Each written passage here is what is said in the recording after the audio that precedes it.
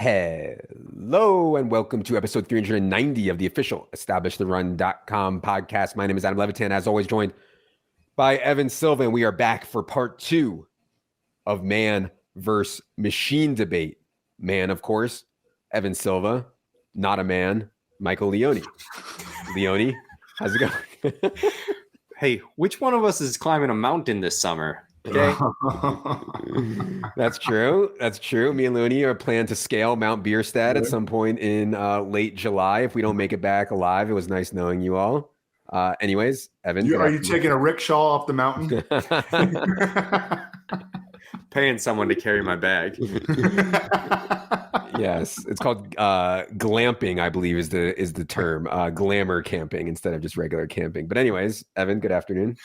Good afternoon. This is going to be a rough one for Leone. You know, on the first one, I was forced to capitulate a few times, and I'm okay with that. I mean, I like to do this stuff. You know, I haven't talked to anybody about like just straight rankings yet this offseason. You know, I'll use the team previews and actual live drafts to, you know, help change my rankings and tweak them and try to make them as perfect as I possibly can entering training camp. And then the news will pour in, and we'll have to make changes based on that. But no, I love hashing this stuff out. So this is part two. Hopefully you guys caught part one. On part two here today, we're going to talk about players that the machine, Leone, is higher on than the man, Evan. I do want to make one quick point here. I know we get a lot of questions about how our rankings look. So the top 300 rankings, we have top 300 rankings for almost every possible format that you could possibly find out there. If you're in a league and you don't see your format out there, let me know, shoot me a DM or whatever, and we'll see if we can add it. Those rankings are based on everybody on the team's input together and also bake in Evan's top 150 at some level. Evan's top 150 is solely Evan's rankings. Nobody else contributes to those. That's Evan going and making his own top 150. So I hope that's clear. If anybody ever has questions about how our rankings came to be, don't hesitate to reach out on that also. Before we get into the show here today, I have to remind everyone, Underdog is just, I mean, drafts are filling so fast. They're going to fill this $25, $2 million to first, $10 million prize pool tournament like with ease. It's so insane. They just released a higher stakes one. A $500 one really is the best place to play best ball. Use promo code ETR when you sign up for a $100 matching deposit bonus. We do have rankings for every Underdog format, and therefore you can upload those directly onto Underdog. We show you how on the site as well. Also, we are grinding our cocks off on YouTube. I mean, we're putting out so many videos on YouTube, stuff you won't find on the podcast feed. Herzig is doing 2 live streams a week. There's shorts, which are totally ridiculous, but those are awesome and on there. Lots of other stuff, totally free. So go to our YouTube channel and subscribe. Really does help us out a ton. All right. Machine higher on than man. Leone, let's start with the Jets wide receiver stuff. Jets are kind of like a trendy team. I've heard so many people like kind of want to be high on the Jets offense this year. They do have some talent at the skill spots. Elijah Moore, they drafted Garrett Wilson, obviously. Go ahead on how you think about Jets wide receivers versus where Silva has them. Yeah, there's a few reasons why I like the Jets wide receivers. First of all, they're all talented. Elijah Moore was a rookie that we really liked incoming last season, was breaking out, unfortunately got hurt down the stretch, and super excited about him coming in this year. I feel like the market maybe overreacted to the drafting of Garrett Wilson, who's another really talented player, and they're forgetting about Corey Davis, who is still in his peak wide receiver years, former top 10 pick, who's been pretty efficient the last couple of seasons, even his limited time last year when he was healthy. So I think there's talent on this offense. I think people are overly concerned about these three pulling targets from one another when I think the three of them can coexist, but also what happens with rankings and with the way we do our projections and bake in ceiling cases, we're not trying to fit them all exactly like what the definite target share is going to be end of season between the three. Like we want to bake in the individual upside of each player and understand that, okay, maybe all three Jets wide receivers don't beat ADP, but if one of them blows ADP out of the water, that is so much more important, even if you have a small miss on the other two wide receivers. So I think the talent's there, and it's also a team that's probably going to have to throw the ball a decent bit just based on game script and their play calling last year. So it kind of comes down to Zach Wilson. If he's terrible, this could go pretty badly because all three of them could tank if he's just awful. But if he's even passable at quarterback, I think you're going to see, at least one of these wide receivers kind of crush their ADP and the other two just be fine. I mean, Zach Wilson was awful last year. Evan, go ahead on being lower than Machine, and I think lower than market on both Garrett Wilson and Elijah Moore. I mean, I just want to say thanks, Leone, for essentially making my case here, number one, and also for admitting that you're essentially just hedging on everything and really taking no stands. When you're a man, you got to take stands. And I did take a little bit of a stand on Elijah Moore, who have it at wide receiver 45. And I think that if a guy's going to break out, I think that it will be him. I don't think that the Jets are going to throw the ball very often this year. They've got a couple of good backs. They brought back Tevin Coleman. Michael Carter is a good complementary back, and they traded up for Breece Hall. And if you go back and look at when Zach Wilson had actual, some level of success last year, it was when they took the air out of the ball and they started running it down the stretch, and they weren't putting so much on Zach Wilson's plate. They need to get, I think that what they want to do at least is Mike LaFleur coming from the Kyle Shanahan tree, where they believe their quarterback playing within the structure of the offense. And Zach Wilson has not shown the ability to play consistently within the structure of their offense. But he did somewhat at the end of last season when they were running the ball with more volume. So that's going to be a problem when you look at the receiver core. And it's not just the three guys you mentioned, because Braxton Berrios can play. And we've heard a little bit of hype on Denzel Mims. And they've got CJ Uzoma at tight end now, and Tyler Conklin. And they drafted Jeremy Ruckert at tight end in the third round. There's just a lot of dudes here in the pass catcher core, and I'm not confident that they're going to be a high-volume passing team. I think that they want to be a high-volume running team, especially after they traded up for Breece Hall. Any response, Leone? Are you ready to move on? Are you ready to take your beating and move on? I mean, I will say the pass rate variable is the biggest question mark there, and we're on the projection side optimistic that the pass rate's going to be there, but that's probably a bigger variable. They were much more pass rate heavy with Mike White. I just always get concerned. There's teams like Philadelphia last year as well, where at a certain point in the year, they were forced to run the ball and it worked, but I don't think that's who they want to be like long term. Like, I don't think they're just going to play to lose by 7 all the time, and they're going to have to try and unleash Zach Wilson, and they just don't really have a choice, and they've got the talent to do that. Like, Breece Hall can be a contributor in the passing game, so I think they're going to throw at a higher than league average clip. Well, speaking of hedging, I did hedge my bets here by betting on Zach Wilson to win MVP at 150 to 1. Oh God. So I know that one is either way. I got to say, Evan, that one is just torching money. All right. Drake London is the next one. Machine is high on Drake London, 66. Evan down at 111. We talk about projectable volume a lot, Leone, and it can get away from you. Just say, hey, there's nobody else to throw to. They're going to have to throw to Drake London. But then Drake London does have, outrageous draft capital. I think, 8th overall or whatever it was. Obviously, quarterback play is a concern. But go ahead on being extremely high on Drake London, Machine.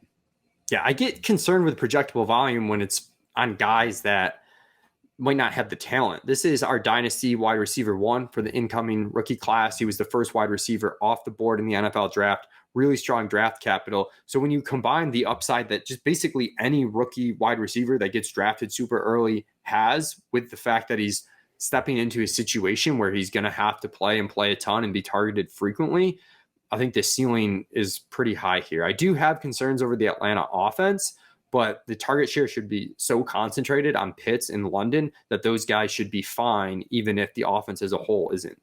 Yeah, Evan, you're way lower on Drake London, 111th overall. Go ahead on that. Yeah, I just really don't like the complexion of the offense. I think they're going to be just really inefficient. I think we might see Desmond Ridder at some point. And I get where Leone is coming from. I might revisit this one. So I'm not capitulating yet, but I'm going to go look at this one again after the show. You're hedging your capitulation. That's a good one. Yeah, I mean, no, because there is a scenario where he like comes out like catching 6 balls a game.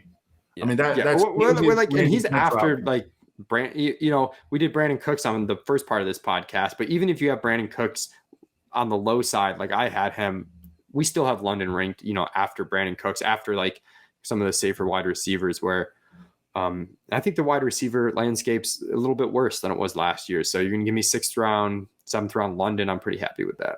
yeah, I mean, from a talent opportunity perspective, like you're not going to do much better in the 6th round than Drake London for sure. Yeah, and listen, I'm building in maybe too much, and I accuse you of doing this on the first show, Mike, but building in my sort of scouting feeling about Drake London. I didn't think he was that good. And I liked Garrett Wilson better. I definitely like Jamison Williams better. But he really profiles, and this was my comparison before the draft to Drake London, that he had a chance, like his upside case is Allen Robinson, and that's a dude that he's had some really high volume years, and I think we might. And if we get Drake London playing in the slot a lot, where he can run high percentage routes, and Marcus Mariota can like get him the ball, I don't know. I'm gonna move him up. All right. Let's go to Justin Herbert. I mean, Justin Herbert, one of my favorite quarterbacks to play in DFS. I mean, dude is just so good and so aggressive machine. 70th overall on Justin Herbert. Evan down at 105 overall. I'm not sure, Leone, if this is some systemic thing with where quarterbacks come in overall, but go ahead on the Justin Herbert disparity. No, it's not systemic. This is just an outrageously cautious ranking by Evan. He's got Justin Herbert in the same tier as Brady, Dak, Russ, and Trey Lance, not too far off. He's got the gap between Herbert and Fields is tighter than the gap between Herbert and the Hurts, Mahomes, Kyler tier, where he definitely belongs, not only in terms of talent, but if you look at the way this offense is going to operate, they're going to be top 5 in the NFL in plays run. They might not be insanely aggressive passing the ball, but they're going to have a positive pass rate over expectation. You combine those two variables, and they're top 5 in the NFL in dropbacks for a quarterback that's got some rushing ability. We know he's got the downfield arm, and it's going to be an offense that's going to be aggressive going for it on 4th down, going for 2-point conversions. Evan's really high on the wide receivers here. He's got Mike Williams, Keenan Allen up. It's just time to spread that love to Herbert. Well, I think it's a systemic thing because I'm not low on Justin Herbert. Like, again, I've got him at the top of tier 2 behind Tom Brady, Dak Prescott, who's been a consistently really good fantasy quarterback, Russell Wilson, and Trey Lance, who has monster upside if everything comes together. And I think that it probably will this year. But Justin Herbert is at the tip top of that tier. I suppose I could move him up into the first tier. I mean, I have him as like a borderline top 100 pick.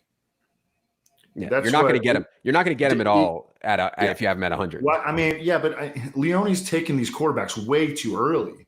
No, that's a different for another. It's a systemic thing. It's a systemic thing for sure. Yeah, I think we're all in agreement that Justin Herbert's an awesome fantasy. Yeah, I mean, we're not out here saying anything negative. Dude, about you have Herbert. him in tier 2. Don't put that on me. Even by positional ADP, he's not in this tier. Even if we take out where I have quarterbacks, you're low on him. So, I mean, you think he should be like at the end of tier 1 with like Kyler Murray and Mahomes and Jalen Hurts? Yeah. I mean, honestly, I had him there in my initial run of tiers, and then I bumped him down to. You said this was going to be a tough pot for me, buddy. Tables are turned. Because I think their offense is going to be slow, and I think there's going to be some regression there. All right, slow off. All right, I'll move him into the first tier. I'm just going to need the very back end. I would take easily, like by a mile, Justin Herbert over Brady and Dak and those guys. Like, not even a question. Okay. Well, we agree because I have him ahead of them as well. Bias. Okay. Okay. I know. I'm interrupting the video. Wah. But if you're enjoying this video and want to see more fantasy football and DFS content like it, please just take 2 seconds, hit the subscribe button, hit the thumbs up button. Really does go a long way for us, and we'd appreciate it. Thank you for watching, and now back to the show. Let's go to a buck, Rashad White. This one is interesting Well, it's just weird is what it is on Leone's behalf. Okay, well, I'll let you start, Evan. Evan has Rashad White 132nd overall, Machine 102nd overall, 30 spot difference on Rashad White. Evan, go ahead. Well, I think that Leone's fallen in this hive mind again. You know, he looks at what Davis Maddox says way too much. I think Davis Maddox loves Rashad White or something, you know, and get out of here. It might be JJ too, you know. I mean, they're well, maybe JJ. An echo chamber. And no, I get there. You know, Rashad White really was a good receiving back. You know, we talked about James Cook on the first Man versus Machine podcast, and Rashad White is right up there with him. I think in terms of receiving ability coming out of college in this year's rookie class. But Leonard Fournette has this thing on lock, and Giovanni Bernard is a trusted veteran in a Tom Brady offense. They've still got Keyshawn Vaughn. I know he's probably dust, but how is Rashad White like going to get on the field, dude? So you're talking. You need Leonard Fournette to get hurt. Yeah, but look, podcast 1, you defended Tyrion Davis-Price because you didn't care about floor. You only cared about ceiling. Guess who has a higher ceiling? It's Rashad White. Yeah, but Rashad White doesn't have a path to a ceiling without at least you're going to need an Elijah injury. Mitchell injury for Davis-Price to get there. You're going to need an injury. No, that's not true. Rashad I think White Tyrion Davis-Price could grab the carry lead in San Francisco. That's not happening. It's a bad comparison. White just drop that one, Leone. Drop it. Also, Tyrion Davis-Price college target share for Tyrion Davis-Price was like 4%. For Rashad White, it was 19%, 98th percentile according to playerprofiler.com. This dude can get on the field. They weren't using Giovanni Bernard that much. They were just using Leonard Fournette full. Yeah, so I know. Rashad And then they gave White Leonard Fournette a 3-year, $21 million deal. So he's going to need an injury. Tom Brady loves Leonard Fournette. Let me finish. Can I finish? Can I finish?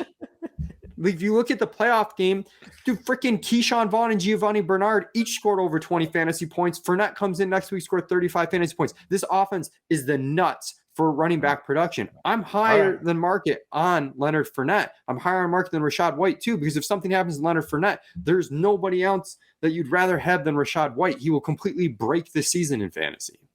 You know, okay. I mean, and I've got him in the top one. I mean, I have him at 132. Like he's in the top 150, even though he's like third stringer, you know, buried behind like a true every down back. Okay. I will say we may be too optimistic that he's the clear next man. We're actually we're actually not that far apart on Rashad White. I mean, we're actually not in terms of our rankings. In terms of our the rhetoric behind the rankings, though, I mean, you're off the continent. You know, I think there's some chance that at Leonard Fournette's age, I think he's 28 or 29. There's some chance they try to back off him a little bit. And if Rashad White gains Tom Brady's trust, which is a big if, he could steal some pass down reps from Leonard Fournette right away, and that would be valuable in this offense. But we'll see. The big thing is if Leonard Fournette goes down, who's the next man up? Because if it's Rashad White, he's the most valuable handcuff in all of fantasy. Yeah, we didn't come on here to talk about ifs and handcuffs, Leone. Let's move to Kenny Golladay. Kenny Golladay, I mean, ever since that year that he sat out, basically, and did that Instagram picture, like bending that girl over, even though he allegedly had a hip injury, you know, it's been weird for Kenny Golladay. Now, Machine has Kenny Golladay up at 90th overall. Evan has 120th overall. I personally prefer Kadarius Toney to Kenny Golladay easily for me. But Leone, go ahead and defend Kenny Golladay 90th overall. I like them both, really. I have Toney ahead of Golladay, you know, just looking at the pure math on the projection side. But I think people are underestimating how much of a leap this offense could take with the switching coaching staff. It's just the nut switching coaching staff. You know, there's a few situations this year that I want to attack because I think the uncertainty gives an upside scenario that the market doesn't account. There's some quarterback switches for players like Juju Smith-Schuster. There's this huge coaching change. So I'm pretty high on all the Giants, you know, just across the board. And to get Kenny Golladay basically 6 rounds later than you could get him last year in what I think's actually a better spot, even if I like Toney more. Like I thought Sterling Shepard was going to out-target Kenny Golladay last year. So like that's not a huge knock. I'm not counting on Kenny Golladay to ever be this, you know, number one alpha. I'm counting him to be like 19, 20% target share. who can make big plays down the field. Prior to his 2 years with the Giants, he cleared 10 yards. He was like basically a 10 yards per target guy, and those guys don't grow on trees. Mm-hmm. Yeah, I do think that Matthew Stafford has shown to like be so effective to fantasy wide receivers. Fair. Like he set the record with Calvin Johnson, sets the record with Cooper Kupp. Kenny Golladay had his best years in Detroit. There's some inflation there, but go ahead, Evan, on Kenny Golladay. You have him 30 spots below the machine. Yeah. I didn't think that I was going to be low on Kenny Golladay at 120 overall. I think I have him wide receiver 53 in straight up rankings. I have Tony wide receiver 35. So I like Tony obviously quite a bit more. You're not really low, just to be fair. I'm high. Right. Yeah, exactly. I feel like I'm more like in line with ADP, and Leone is just high. And I mean, that's fine. I actually like some of the thinking behind the ranking that Leone has for Kenny Golladay. I wouldn't be opposed to moving him up a little bit. All right. Let's go to Davante Adams. Evan and I have talked plenty on this podcast, so we really need to hear from Leone here, because to me, losing Aaron Rodgers and going to Derek Carr have way more target competition in Waller and Renfro. And then like the goal line stuff. I mean, the Packers essentially like turned 1st and goal from the 2 into a Davante Adams play. I don't think that's necessarily going to be sticky to the Raiders. So Evan is way low on Davante, 19th overall. Machine is more in line with consensus. And to be fair to Leone, like that's where Davante Adams goes. He goes like 8, 9, 10. Machine has him 8th overall. Go ahead, Leone, on the Davante Adams stuff. Yeah, I think with Adams, I came in expecting to be about as low as Evan is on him because of just the unique relationship and the on-field dynamic between him and Aaron Rodgers is just kind of, hard to quantify. But in our attempts to quantify, I think what I found is this Las Vegas offense is going to be pretty efficient, and they're going to throw the ball so many more times than Green Bay did that's going to cancel out a lot of the, the fallback from, maybe his efficiency gets hurt. His target share is going to come down because he's got more target competition. You're not expecting his touchdown rate to be quite as high as it was with Green Bay, but the overall volume makes up for those things. Plus, we're always baking in a ceiling case for players. So we have Davante Adams base like 24, 25% target share, but there's no one who's shown the ability to earn a 30-plus target share percentage-wise than Davante Adams the last few years. Darren Waller goes down. Hunter Renfrow goes down. All of a sudden, you've got a guy that's back to seeing 33% targets, and it's going to be hard, especially in PPR formats, for other wide receivers to keep up with that. Evan, do you think that struck me as one that it didn't strike me that the Raiders throw at such a higher rate than the Packers, you know what I mean? But yeah. I get that, but I mean, Davante Adams, like he had 169 targets last year, and he had over the last 4 years, he's got 2 years with, I think, above 160. And he had some others where he missed a few games. And so his total target volume was down, but his per game target, I mean, he's seen a lot of targets, like a shit ton of targets. And so, I mean, is he even going to be able to get back there while he's competing for targets with Hunter Renfrow, who runs routes in the areas where Derek Carr loves to throw the ball, and same for Darren Waller. And it sounds like Davante Adams is going to be like a pure perimeter receiver. He's downgrading in straight up quarterback play. I mean, Derek Carr's fine. Okay. I actually like Derek Carr in fantasy this year. I got him like as a top 15, top 16 quarterback. But, when you just look at the straight wide receiver rankings, like I would definitely rather have Stephon Diggs. I would definitely rather have Mike Evans. I would definitely rather have Jamar Chase, of course, Cooper Kupp and Justin Jefferson. I would rather have Tyreek Hill than Davante Adams. I'm sure that Leone disagrees with that. And I also have CeeDee Lamb ranked ahead of Davante Adams. I mean, you're going from truly elite, dominant, player elevating quarterback play with Aaron Rodgers, where they had an incredible symbiotic on-field relationship, to an offense where the quarterback play is fine, but have Raiders receivers had massive years with Derek Carr? No. And there's more target competition within the offense, and he's going to run lower percentage routes, and he's almost 30 years old. So that's kind of my anti Davante Adams case. I mean, I have him as a top 20 player, but I'm not drafting him in the first round. Yeah, Las Vegas threw the ball, 56 more times than Well, Green they just Bay play. last They season. play faster. They play faster, but Green Bay's pass rate versus expectation is actually higher. It's just the Raiders play so much faster. Yeah, but their Packers play game so script slow. was always really good too, though. And Right. so pass rate over expectation, even if that's equal and one team's running more plays and one team's playing from behind more often, that team's going to throw. Sure. And they're in the AFC West. Like, it's not like they're going to be running away, and winning games by margins that Green Bay was last year. All right, we're running low on time here. Let's hit a few more. Brandon Aiyuk, 81st overall machine, 119. Evan, Brandon Aiyuk, famously, I guess, was like benched early in the year, but he came on and I thought he played pretty well towards the end of the year. I'll let Leone go first here. Why 81 so high on Brandon Aiyuk in an offense which we expect to run a lot more with Trey Lance under center? Yeah, I mean, there's some concerns with can the pass volume support, Brandon Aiyuk, Deebo Samuel, and George Kittle. But on an individual basis, Brandon Aiyuk last year was in a vacuum. He was like the exact type of breakout wide receiver you wanted. His price tag got outrageous, but because of the slow start to the year and getting kind of benched, I think people overlooked the second half of the season. And I don't know if the dynamic is that much different than last year. And I'm going to get him actually at the price tag that I want. So I guess I'm just maybe I'm overly discounting the struggles last season, but to me, it's the ability to get kind of the same breakout bet as last season, just at a way, way, way lower price tag. Yeah. I mean, my concern is like with wide receivers, I typically think like, oh, no one's going to come in and they're not going to bench this guy. They're going to sign someone off the street and replace Brandon Aiyuk. They're not going to replace a wide receiver. That's what we see at running back. There's some fragility at wide receiver, though, that like Brandon Aiyuk's role is not what we expect at some point during the season. Evan, do you have anything on Brandon Aiyuk or you want to move on? I don't care about the early season benching. I mean, Brandon Aiyuk got his shit together as the season went on, and he's a really good player. The problem is the complexion of the offense, where his standing is in terms of the target pecking order.